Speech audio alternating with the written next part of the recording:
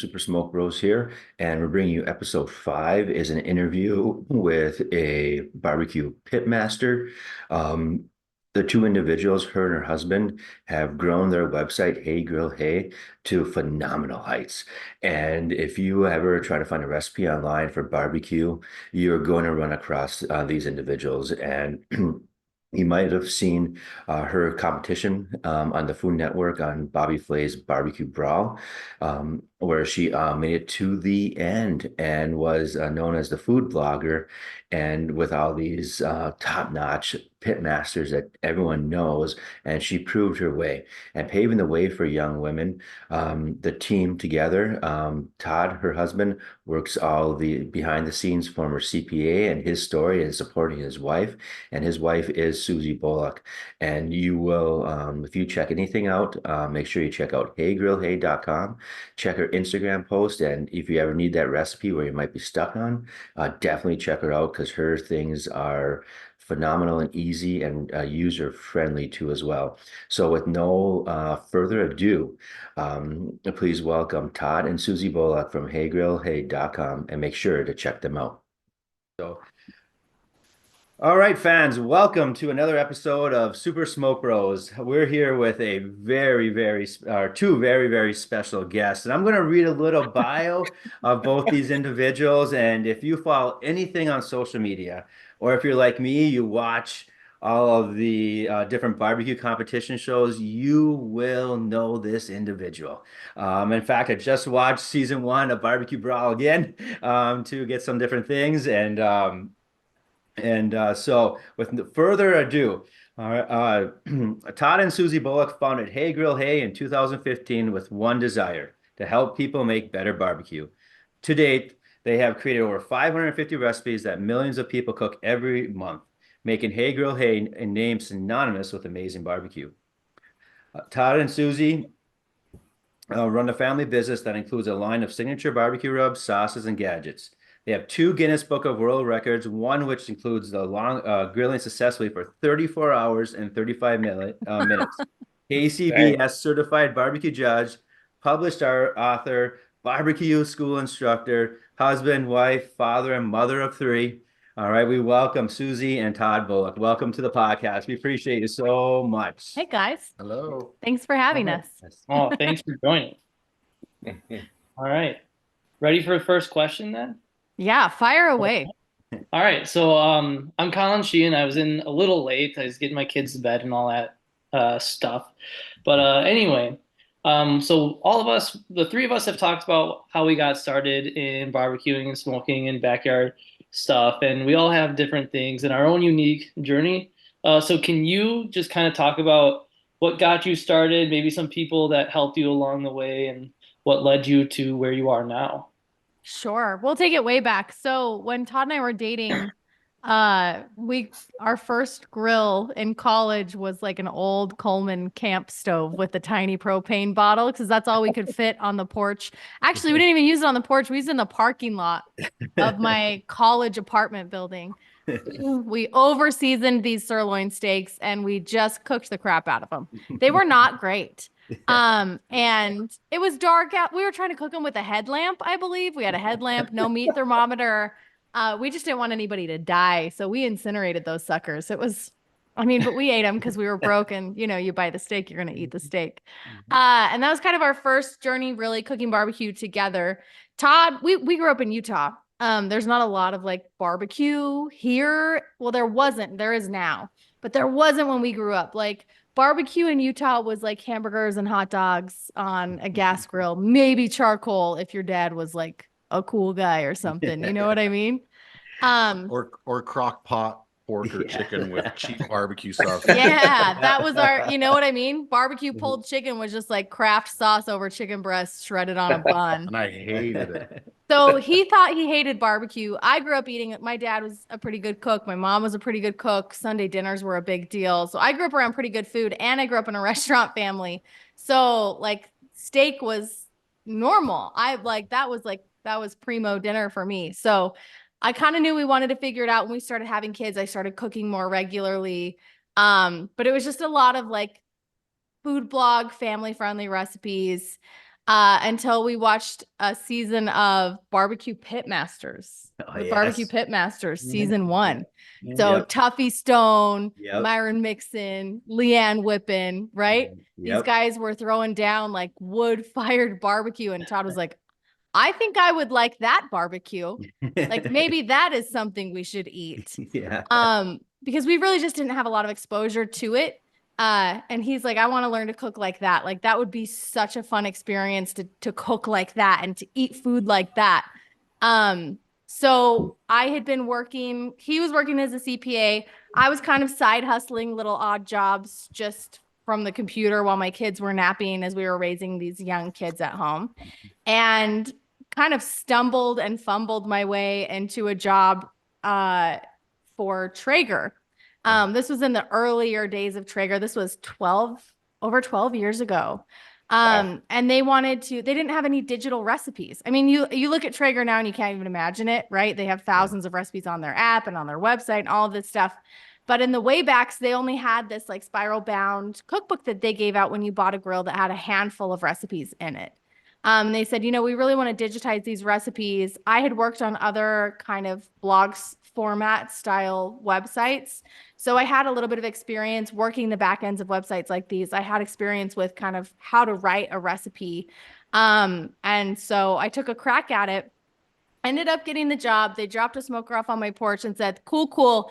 We just want like 5 recipes a week starting Monday. And when you run out of the stuff in the book, could you just like start making them up? And I was like, oh, certainly I can figure that out. And keep in mind, we had no prior barbecue experience. We did get married and got a grill, but it was a free gas grill that we picked up on Craigslist that was like covered in spider webs that somebody left behind as they were moving. That was our Smoked a grill. turkey breast on it once. We did, with Todd's dad help. We like filled a pie tin with wood chips and smoked a Cajun injected turkey breast. Like we love to cook and we love to experiment. So we weren't total noobs in the kitchen, but we really did not have a lot of backyard barbecue experience. So we fired that sucker up, and I mean, we cooked everything on it. Mhm. And really fell in love with the style of cooking, the flavor of food. It was a really awesome creative outlet for me, and it was a job. So I got paid to cook barbecue and write barbecue recipes and learn this new skill, and also like feed my family and my friends and my extended family and whoever else wanted to show up when I was cooking a big pork shoulder or a brisket for a post that I knew my little family wouldn't be able to eat. So that's kind of how we found barbecue. So prior to that, I didn't really have a ton of experience, but I really fell hard into the world of barbecue and looked kind of to those like competition barbecue greats that we watched in that first season of Barbecue Pitmasters to really kind of direct what we were going to be writing about and what recipes I wanted to try and what I wanted to develop and what really sounded good to cook. Yeah. I gotta say, I was thinking about this the other day. I think one of the first things we cooked, if it wasn't ribs, it was a pork shoulder. And the first pork shoulder we cooked on this Traeger pellet grill smoker was the first real smoked barbecue I think I'd ever had in my life. That wasn't like chain restaurant. Yeah, or barbecue. pre-cooked and then warmed up or something. I don't know, but it was, for me, it was life-changing. I was like, oh, I love this. Like, this is incredible. And it was Yeah. just like a basic, like paprika, brown sugar, salt and pepper seasoning. Like, it wasn't anything fancy, but it was just like, for me, it was transformative into the barbecue world. It was like, if that's what that tastes like, we're going after it. And then it was amazing. Definitely, yeah. I think we all talk about. We have on some previous podcasts that first bite of real barbecue, and that's kind of watching the season 1 of Pitmasters, Byron Mixon. I was hooked. I'm like, I would start barbecuing right now. So definitely, The aha moment. yep. Yeah.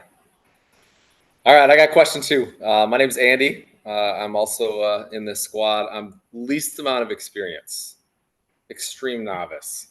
So I can relate to your. I was going to say, there's no shame in that. You know how I started. No, but these guys got me. I'm all in. So, and at night, I'm, after the wife falls asleep, Netflix starts moving over to the barbecue competition shows and whatnot. That's my next question. I want you to kind of go through and describe your experience kind of in the barbecue competition world, and what is kind of one of the things that viewers maybe don't see that maybe you didn't expect?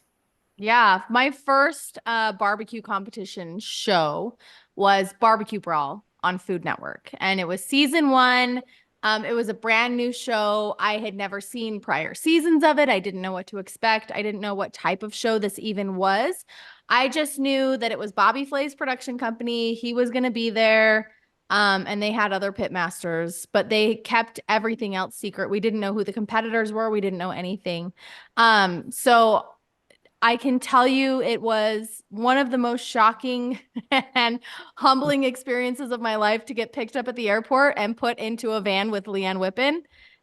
Because that was the first person that I really saw on Barbecue Pitmasters season 1, female competing in the barbecue space. And I was like, dude, if she can do it, I can do it. So to end up in a van from the airport to like the location of this shoot with her, I'm texting Todd the whole drive, like losing parts of my soul as she's talking to me. I'm like, oh my gosh, she asked my name. She wants to know about me. Like, this was the craziest experience of my life. It got worse before it got better. We showed up at the hotel. They asked us to rendezvous in the lobby of the hotel and meet everybody else that was competing and judging, and out walk just all stars. Okay. I mean, Kevin Bloodsoe, Phil the Grill, Tuffy is there. Chris Lilly is judging. Amy Mills is judging.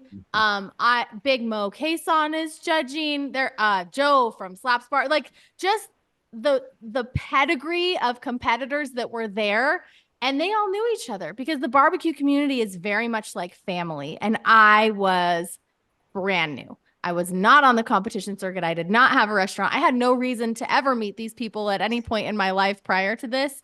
And I was just this stupid blogger / influencer that everybody was mad was there, that did not deserve to be there. And nobody knew who I was. And I knew who everybody was. And so starstruck, first of all, and then just the pit of despair. I texted Todd. I said, well, this has been the greatest 24 hours of my life. I will be the first one sent home. See you tomorrow. Like, I cannot, this isn't real. This isn't actually happening. And I will never make it. So they keep a lot of things kind of behind the scenes from people that are in these shows. So when you see like the competitors and then Bobby Flay and Michael Simon walk out, and I almost died. Like, Todd and I watched Iron Chef America when we were dating. Like, Food Network was like our binge channel. So having them walk out, I was like, this is so stupid. I should not be here. Just even the whole experience was very shocking. So you see people give those reactions of like, oh my gosh, it's real. That's how it feels. It's terrifying. I think one thing that I didn't expect, because we've watched a lot of competition shows, is how freaking long it takes to make a 45-minute episode. Our first day of filming on Barbecue Brawl, we were there on set for 16 hours to film a 45-minute episode. We had to shoot walking, like just walking down the street to get this shot of all of the competitors walking down the street. It took us like an hour to just walk down the street. They would say, ready, set, go. And then you would run, and then they would shut everything down. Like, okay, we got the running shot. And then they would read all of the rules to you. And then you could actually go and get the food and start cooking. So just the amount of time, I was totally unprepared with what really went into a full scale production like that. And it was pretty nuts. But I was texting him updates every single night. Like, you'll never believe it. I'm still here. I don't know how, but I'm still here.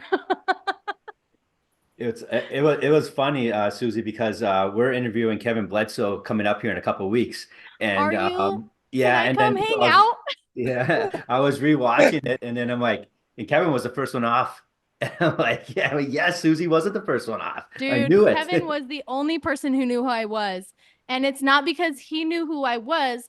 He came up to me the next day and was like, dude, I was talking to my kids about everybody on this show. And they were like, Dad, that's the prime rib girl. You cook her prime rib for Christmas every year. Like, you know who that is. That's the prime rib girl. And he's like, that's your prime rib. And I was like, yeah. He's like, my family loves you. So his kids knew who I was, but literally nobody else knew who I was. But I love Kevin. Kevin put me in the dedication of his cookbook, actually. And every time I see it, it makes me cry. I can't even talk about it. I love him. That's awesome.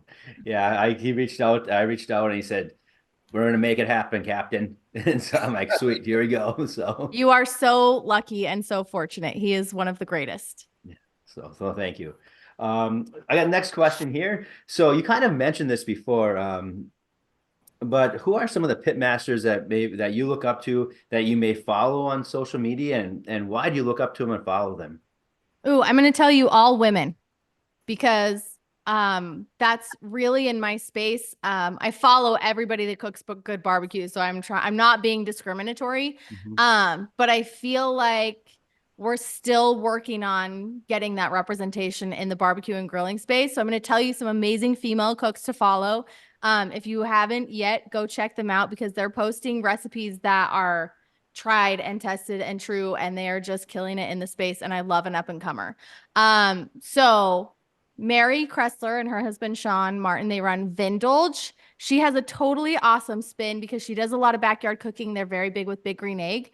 And they're rolling out a pizza cookbook. Their second cookbook is coming out all about pizza, but she is a certified sommelier. So she pairs barbecue with wine, and they have like a wine barbecue sauce, and they're up in the Pacific Northwest. So it's a cool take and perspective on barbecue that I don't think you see in a lot of other places. Also, she's hilarious. So she's a fantastic follow.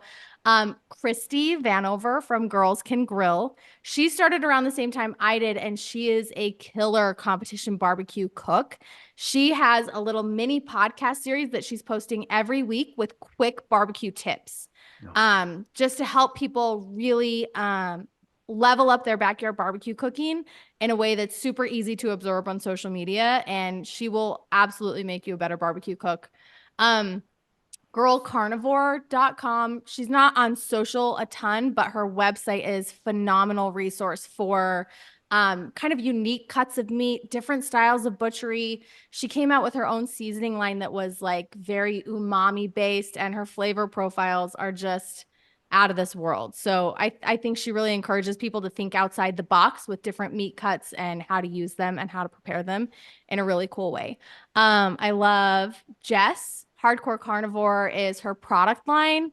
And she has a background in meat science through like education. She went to college and picked up meat science education. So she shares a lot of like scientific, practical, really useful, amazing tips on social media to help you out that way.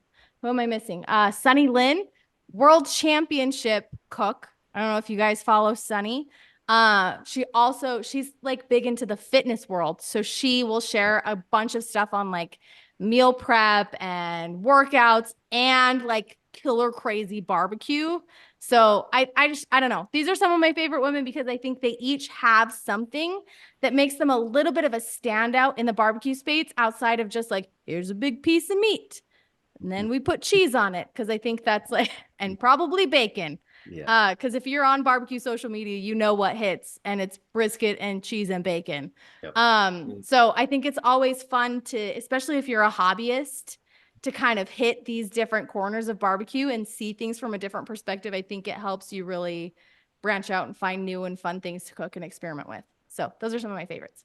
That's awesome. We'll definitely be following Sunny. I follow Sunny, so I know she's awesome. And you mentioned Tina. Tina's Yep. awesome. She has a really cool competitive background experience as well, and a really fun and unique take on barbecue. One of my favorite lines from Tina is "Red lips win championships." Yep. So Oh my gosh, I have a million more, like my whole brain. Grill Girl, Brooke from the Shed, Rum Runners Barbecue. Anyway, I could keep going. Now once you started, I'm like, okay, I have a list of 25. How much time do we have? Anyway, so yeah, Miss good place Tina to has start. became really good friends with I think I text her every single day. We're talking about something, and we're actually gonna head down to her place and outside Atlanta, hopefully in July, and go cook or smoke a whole hog with her. So Awesome. she's Do so that. cool, What a cool experience. Yep. Yeah. All right, awesome. I have the next question, and this kind of goes hand in hand. All three of us have daughters, so this is something we always want to ask too, especially if you have a female interviewee. But did you ever imagine that your barbecue journey would inspire so many young ladies to start their own barbecue journey? And what does it feel like, and what does it mean to you to be an inspiration for females getting into barbecue and to have them look up to you? That's the whole reason she does it. That's the reason I started. Yeah, that's I was publishing recipes online, and one of the companies that I wrote for wouldn't publish my first name. They wouldn't publish the first name of anybody or any of the women that wrote for them. And I think they were just trying to be more accessible where a majority of their audience was male at the time. It was a long time ago. But I was in all of these Facebook groups, and I was across social media, and I was seeing women being really active participants in the community online, but we weren't seeing a lot of representation across brands, across advertising, across social media. There were a few, maybe, but not a ton. And so when I started, I really wanted to be, before this, I never wanted to be the face of anything. I'd worked for other companies behind the scenes. I had ghostwritten, I'd published, without my name associated, all of these things. It was a little bit more comfortable, honestly, to just be in the background, and to be a contributing member, but not necessarily have my face on anything. It was very difficult to make that decision to say, okay, not only am I going to start sharing the recipes on my own website, but I'm going to put my name on it, and I'm going to put my face on it, and I'm going to show up on social media, and I'm going to be talking to people about cooking barbecue. Because I also have a daughter, and when I started Hey Grill Hey, she was how old? Young. Right. 7. She's almost 16. And at that point, I really had to think about the world that I wanted her to grow up in, and that I wanted her to believe existed. And I wanted her to believe that she could be anything in any space she wanted to be in, regardless of it being perceived as a male-dominated space or whatever. I didn't want her to grow up internalizing those limitations. And I thought, well, crap. If I want her to believe that, I have to do that. I can't just tell her that it's true. I have to show her that it's true. And if I believe it's true for her, it has to be true for me too.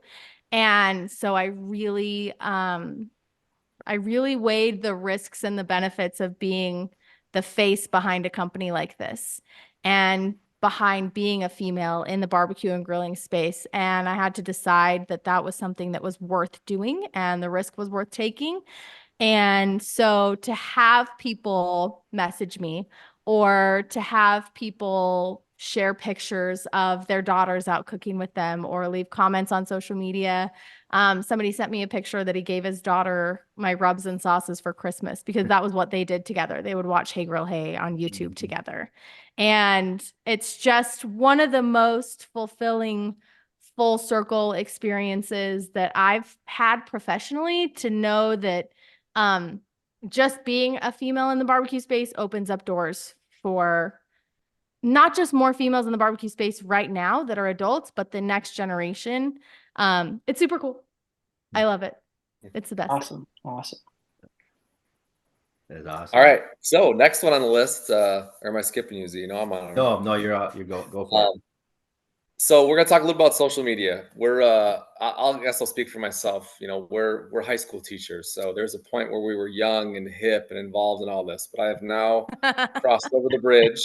I'm like a Facebook boomer. I don't really know how to use IG or anything like that, or TikTok.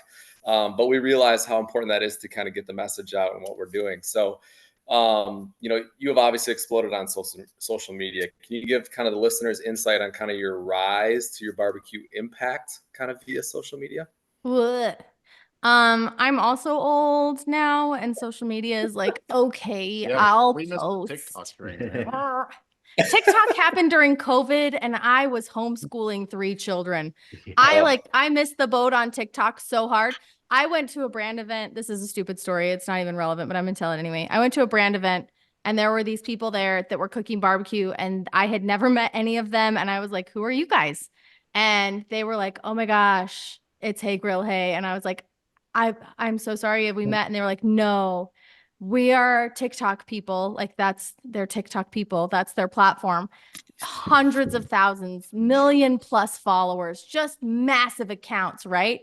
And I'm like, I'm not even on that platform. So not only do I not know who you are, which makes me feel like an idiot, they were like, "When I first started cooking barbecue like 3 years ago, I was on your website all of the time. Like I got into barbecue because of you." And now they're like just massive growth on these platforms that I don't even not even on. I had never in my life felt like more of like a barbecue grandma than I had in that moment of like, well, I'm glad I could pave the way, boys. So happy for you. Enjoy your brand deals. But yeah, it is important. I think it's part of the overall business, but I think more than that, one thing that I've tried to do, and one of the reasons I think we've been successful on social media, but also able to stay on social media. A lot of people burn out because it's exhausting. I think one of the reasons that we've been able to stay relevant and grow in our relevance is because we've really focused on it being a community first. Uh, I really try and serve my audience information that will be helpful. I try to let them know, hey, I've got these new recipes. We just did a whole steak series. And we were really able to connect with our audience that way, and we've crossed over. It's not just social media for us. Like the recipes are up on the website, the posts are going up on social media. We're doing roundups in our email newsletter every Friday to let people know, hey, here's what's gone out. Here's how we can help. We answer comments. We respond to people. We try to be present on all of the platforms. So I don't think you can be everywhere, and I don't think you need to be everywhere, as evidenced by like maybe we missed the boat on TikTok, but we really do have great communities in the places that we've decided to focus our attention and our time. And the payback has always been worth it. And I think it's something that it doesn't just take from you. It can really be something that gives back when you have that community focus in mind. Also, we're so freaking lucky. Like if you guys wanted to start a radio show and get people to listen to your radio show, you'd be like paying for ads to talk about your radio show. You'd be going door to door and handing out flyers. You'd be doing promotions at the local county fair to get people to listen to your radio show. Like we can just pick up our phones and point it at our dumb faces and say stupid things about like, hey, come check out me stuff. And like people see it for free. Like they just are going to see it. I think a lot of times we get stuck in stressing about the algorithms and how many followers we have and how much this and how much that. And we forget to be grateful for what an amazing opportunity it is to even have access to like 7 billion people that you never would have had the opportunity to reach. So anyway, we try to focus on community, and we try to keep our thoughts on gratitude for the platforms even existing instead of getting so stuck in follower counts or engagement numbers or whatever the case may be, because I think that's just a way to be sad and stressed out all the time. Yeah, definitely can. This whole thing that we started, during lunchtime because I got these guys, and Colin was smoking. I got into smoking, got Yago into smoking, and we kept on talking about it. And people are like, you just do a podcast. And then our students are like, yeah, you should just do a podcast. So we have, it's super easy once you figure it out. And we're so lucky to have that, so blessed, like you said, to have that privilege to just do it. And we're not here to make money. We just like to talk Yeah. barbecue and have people like, I never a year ago thought I'd be talking to you right now, you and Todd right now. I never thought that, Yeah. but it's so very lucky, like you said. Moving on here, it says, being such an accomplished barbecuer with your online presence and TV influencing has not come easy. Is there any advice you would share with young aspiring pitmasters that you learned along the way that you wish would have known going into like you're starting things off? I would say master the basics first.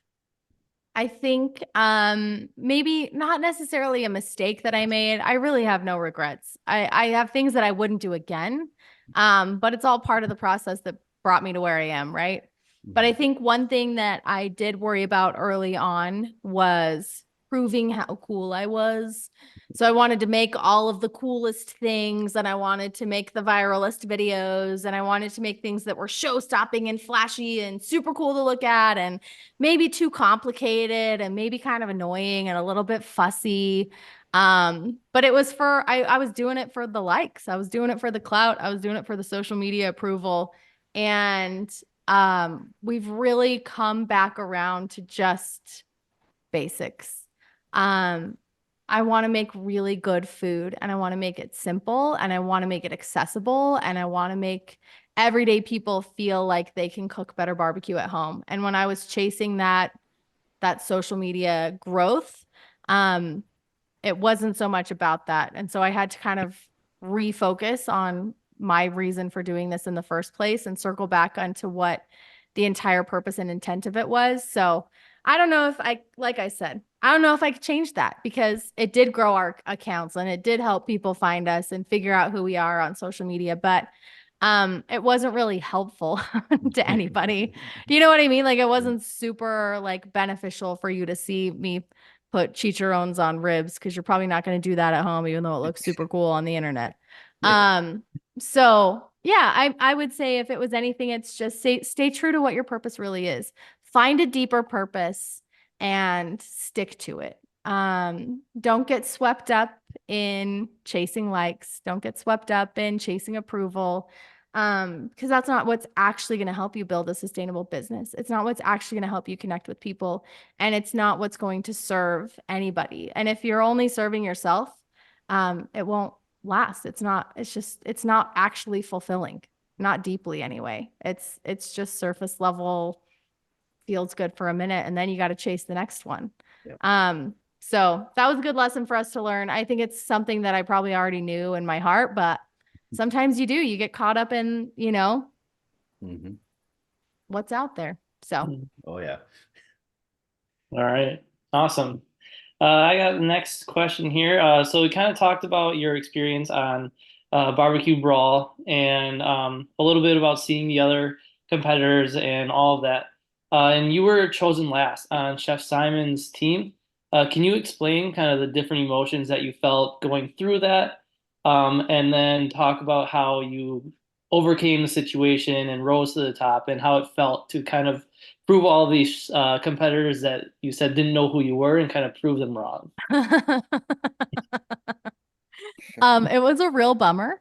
So I found out after the fact. I was talking to Mike Simon, and I consider him a really good friend now. I was just on the phone with him a couple weeks ago, but he was talking to me. We were in the finale episode. We were cooking this whole hog together, and he was like, I got to tell you, you really surprised me. And I was like, oh, well, that's a good sign. I'd rather surprise you than disappoint me. He's like, yeah, Bobby and I were sitting there looking through the list of competitors, trying to figure out who we were going to pick for our teams. And we were both fighting over who was going to end up with the effing blogger. So I was handpicked for the bottom before they even met us. It didn't matter what I was going to cook. It didn't matter what I showed them. They had already made up their minds that they did not want me on their team. Plus, both of these guys are really familiar with the barbecue and grilling space. So they knew all of the other competitors, right? Everybody knew all of the other competitors. They'd seen them before, they'd eaten with them or cooked with them before. So I was kind of really the unknown, and nobody wants an unknown on their team. Turns out it worked out, to be an underdog, but getting picked last was not a surprise, still kind of a bummer. But honestly, it was the greatest thing that could have happened to me, because when you hit the point where the worst thing you could have possibly imagined has already happened, there's nowhere to go but up. So it really shook off all of the nerves and all of the jitters, and said, I can't prove I'm wrong if I don't cook well. And hopefully that's enough to carry me through. And so I just cooked the best that I could cook. And I went back to my tried and true recipes that I had a lot of experience making and that I was really proud of. All the recipes that I cooked on that show, I was really proud of. They all were recipes that had stories that meant something to me and that meant something to my family. And I figured if I stuck with that, I wouldn't mess up too bad. And I honestly, just just failing so hard in the first episode and being at the bottom was the greatest gift for me because it gave me the freedom to not stress about it anymore and to just cook the food that I wanted to cook. So once I didn't go home on the first episode, I was solid. But I did call Todd literally every night and say, I don't know what to tell you, but I'm still here. And I don't know how it happened, but I'm still here. Wasn't even up for elimination. Yeah, it was wild. I was never up for elimination that whole series until the last episode. So it was a pretty wild experience, but yeah, failing first, I think, was the secret to success there. Awesome. So, what are some of the things that you, or maybe your go-to thing that you like to prepare when you're not in kind of competition mode or you're in filming mode or wherever it might be? You're at home. You got a Saturday full day. You got the kids home. What are you making? Tacos. Oh, I can't say Dude, more. tacos all the time. Every kind of taco, fish tacos, chicken tacos. We had chicken tacos tonight, steak tacos.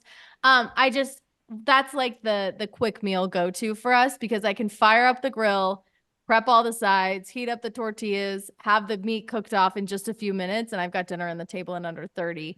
And I always have stuff on hand for tacos. So that's like our default. If we're having people over, odds are we're going to do like a big meat cook. So it'll be a brisket or pork shoulder or ribs. A couple tri-tips. Yeah, we love to throw on tri-tips. We do chuck roast a ton for like Sunday dinners. I have a 12-year-old boy and his dream food is just roast beef and mashed potatoes and gravy. So we'll rock the Sunday chuck roast out on the smoker and then finish it off with onions and beef stock and braise it and then make a really lovely gravy. And anyway, so those are some of our go-tos. My kids also love fish. So we default to mahi and salmon. And I've got my youngest loves to fish and he loves to eat fish. So we do a lot of seafood too. Do you ever do like salmon or trout or anything like that? Yeah, we do salmon all the time. Todd actually just took him out fishing last week and they caught a huge rainbow trout. So they did I have an exclusive lemon pepper seasoning that I launched in conjunction with a signature Thermapen with ThermoWorks. And that lemon pepper seasoning on fish is like one of the most unreal things ever. So he just loaded up the rainbow trout he caught it with lemon pepper and grilled that off a couple days ago.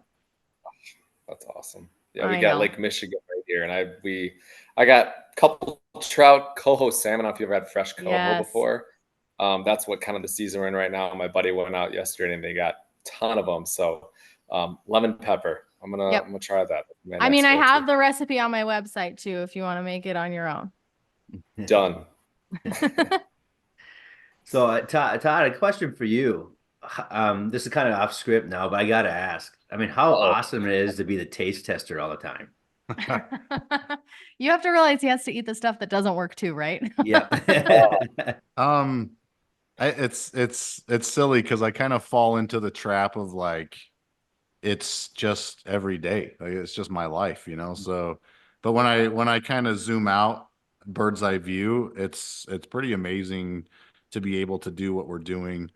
The fact that she retired me from my CPA job to chase this with her was remarkable. He's not retired. He's way busier now. Well, I'm not sitting in an office lonely and sad. I get to do this. But no, I gotta be honest. I would say out of the hundreds and hundreds of things that she's cooked over the years, most of those things she nailed the recipe on the first try. And I would say there's only a handful of times where I didn't really love it. It was still really good. But yeah, I mean, I don't know. I'm blessed with good genetics, I guess, because I feel like I should be heavier than I am because I just get to eat amazing food all the time. But no, it's an amazing life. I'm not gonna lie. We're gonna jump into the sizzle round here, where we'll just kind of back and forth through some questions, and both of you can answer once one, however you like to do it. And just kind of the first thing that pops to your head, and then we'll end things here after that. So, all right. So start off our sizzle round. favorite cuts of meat to barbecue or smoke? Ribeyes. I mean, those are my favorite to eat. Does that count? Your answer, whatever you want. Yep. All right. Favorite rub. Beef rub or sweet rub. Those are just our most used. But I don't know if they're my favorite. Beef rub's probably my Yeah, favorite. dude, beef rubs. We put beef rub on literally everything. I'm a big side guy. Favorite side to prepare?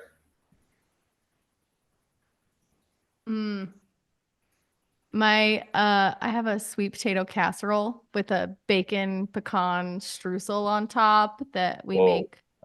Guys, it's so good.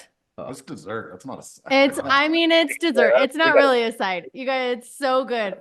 But we eat Thanksgiving like 7 times before actual Thanksgiving because we're prepping recipes, right? Thanksgiving is one of our biggest holidays, so we do a lot of recipe testing like all of September and October, and I think I make that like 6 or 7 times leading up to actual Thanksgiving. I always find a reason I'm like, no, we need to reshoot it probably. We probably need to reshoot that one. It's important. Test it. What would be your favorite side? Oh my gosh. I don't know. Just probably like your bacon baked beans with the bacon strips on top. Yeah. Hearing a lot of bacon. Yeah. I love we it. really like bacon. Yeah, I think we all do. Your preferred smoker or grill to use? The 2 that I use the most often are a pellet grill and a charcoal, just a classic Weber kettle charcoal. And I've always said I don't care what brand you're cooking on. If you know how to build a fire or light charcoal, you're good to go.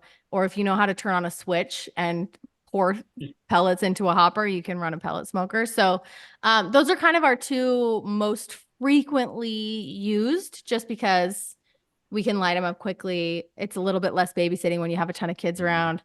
But Todd would probably say something different because he cooks differently than I do. I cook for like functional life. This is what we're eating for dinner every night, or I'm testing a bunch of recipes at once, so I need it to be a little bit more easy. He is more the romantic barbecue guy. Do you know what I'm saying? Yeah. He wants like the long cook and the drink and the lawn chair. And so what are your Yeah, we have an old country pit. It's an offset pit that I love cooking on, or like one of our drum cookers. Those are probably my 2 go-to, like on the weekend. Nice. I like to use those. Yeah. Nice. All right. Yeah, anytime we can not be a parent for 12 hours, we're all in. Yep. Yeah. Yeah. All right. What's your go-to temperature? A lot of my recipes, I would say, are kind of in that 225 to 275 range when we're talking about smoking. I think that's where I do a majority of my cooking, is kind of in that low and slow realm. I think we probably run 275 more than 225. It just depends on what it is. But yeah, that's our sweet spot. Preferred wood or pellet wood to smoke with?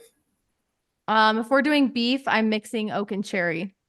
That's my go-to combo for brisket. It works on everything, but that's my favorite combo for brisket.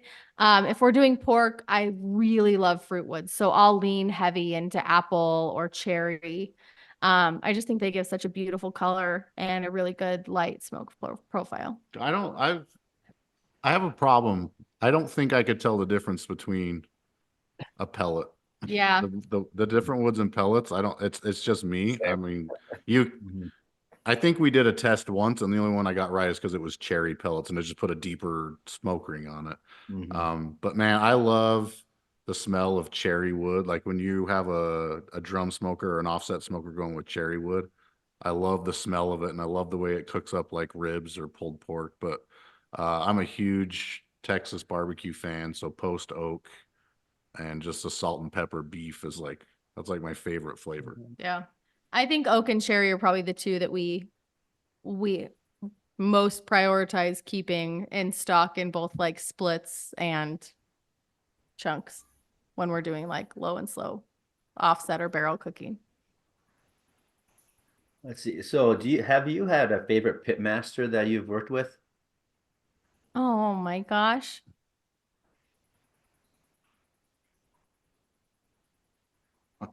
Dude, I'm last- like running last through the year- Rolodex of all the people. I have been so incredibly fortunate to work with so many unbelievable people. Last year, Memphis in May was the coolest experience I think we ever had because we cooked on a whole hog team with Joe Pierce and Michael Simon, and we just got to hang out all weekend with Michael Simon, and like honestly, he's become like a really good friend. Awesome. And that was just a for me because I'd never met him before, but he treated me like a brother, and it was just a really fun experience to be there all weekend and kind of go through that, and it was awesome. That was my favorite. I can't. Tuffy. I couldn't tell you. I legitimately couldn't tell you. I really have been so fortunate, like, just to cook with and be around the best of the best. It's crazy. All right. What's favorite streaming stations? Pandora, Spotify. What do you turn it to when you're cooking? Oh, Todd and I are the worst. Why? So we grew up in like the pop Oh, punk. he just asked what Spotify. service. We listen to We don't have to Spotify. get into music taste here. Our music taste is eclectic and weird. It's fine. We listen to everything. We listen to everything from the Beatles. My 10-year-old's obsessed with Billy Joel. He learned to play the harmonica, so we have a lot of Billy Joel playing in our house. What else? Who else do our kids listen to? Oh, Fallout Boy. Fallout Boy. Imagine We have a that. teenage girl, so she picks all of these. Everybody's singing sad songs about breakups, so we hear a lot of that right now. Yeah, we have a really weird mix of music that happens in our house. Yeah, it's either Amazon Alexa or Spotify, just because Spotify has everything, and it was the first music app that we really graduated from after Pandora. We graduated from Pandora into Mhm. Spotify because we didn't, they had everything and there were no ads. So Yep. All right, favorite beverage to hold while smoking, doing some barbecue. What are we drinking? Water. We're kind of boring, actually. Neither of us drink alcohol. Todd loves a That's good all right. Mountain Dew. I don't even drink caffeine. So Whoa, I know. That's I'm okay. sorry. It's it's from Electrolytes, where we really like I don't know if you guys, this is so weird. Okay, but it's not weird. Are you guys familiar with Redmond Real Salt? Have you heard about Real Salt being involved in the barbecue community at all? A little So bit, yeah. there's an ancient seabed in Utah that has this mineral salt in it. It's a very delicious salt. Our first run of rubs was actually developed using this salt. And anyway, we use it all the time. It's like our standard in our kitchen that we cook with, but they have an electrolyte drink powder made with their mineral salt. So it's super, super good for you. And if you guys have you guys ever been to a barbecue competition weekend and like stayed the whole weekend? Have you looked into competitive barbecue at all in your lives? Not yet. One yet. of these days, make a trip, go to somewhere, Memphis in May, the American Royal, it's like barbecue Mecca, right? You make the journey, you do the pilgrimage, you go spend a weekend at one of these events. These people, I am so impressed with them and their ability to manage fires while just being totally plastered for a whole weekend. It's really remarkable. But they have people come in and they're like they're hauling in Pedialyte by the pallet full. They got people coming in and doing the IV injections. yeah, I was waiting for that. Yes, Yeah. yes. Just to help them function through these 3 days of barbecue and debauchery. It's phenomenal. But anyway, I'm like, dude, all these people that are cooking with real salt, they need to get into the electrolyte beverages. But I drink one of those every day. So that's a very weird roundabout way to say, drink your electrolytes, friends. I like it. That's funny because Susie, I went for about a month without caffeine, and I love my coffee, but I know it actually felt really good, so I probably should keep on doing that, So I'm with you. I've done it before. It's a real drag. No, You know what I mean? We're at that age where you have to like care and you start paying attention and stuff Yep. hurts and then Dude, she'll drink one can of soda and I don't know what happens, but like her whole world falls apart. Listen, it's not good for me. I am not a highly anxious person. But I am a very high energy person. I mean, you don't build what I've built without having some kind of weird supernatural drive to just keep doing stuff. And so I don't need a lot of extra stimulants. All right. Well, to end our interview here, Todd and Susie, you know, we, our fans, and I would love to know, all right, what is there anything coming up the pipeline here, new products you're bringing out on your social media on Hey Grill Hey at all, and what's in the works for the future? Yeah, we got a glaze line.